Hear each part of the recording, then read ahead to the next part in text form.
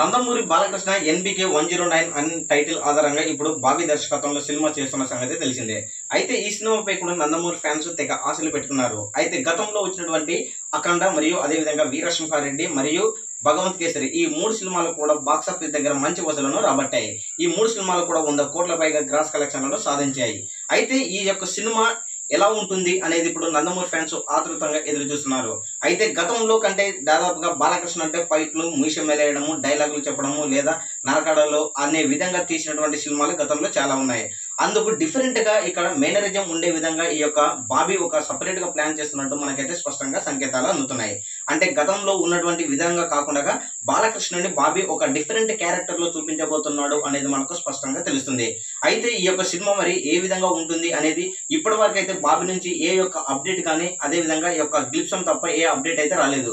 ప్రస్తుతానికి ఈ సినిమాకు సంబంధించి రాజస్థాన్ లో షూటింగ్ శరవేగంగా జరుగుతుంది. ఈ యొక్క సినిమా దాదాపుగా వచ్చే సంవత్సరము సంక్రాంతికి లేదా క్రిస్మస్ కి రిలీజ్ చేసే అవకాశాలు ఉన్నాయని మనకు స్పష్టంగా తెలుస్తుంది. మొత్తానికైతే చూసుకుంటే బాలకృష్ణ ఎన్బికే 109 అనే సినిమాపై కూడా బాబీ ఒక బాలకృష్ణని సపరేట్ ఒక డిఫరెంట్ క్యారెక్టర్ లో చూపించబోతున్నాడు అనేది ఇప్పుడు ప్రస్తుతపు అప్డేట్. సో మరొక వీడియో కోసం మన ఛానల్ చూస్తూనే ఉండండి.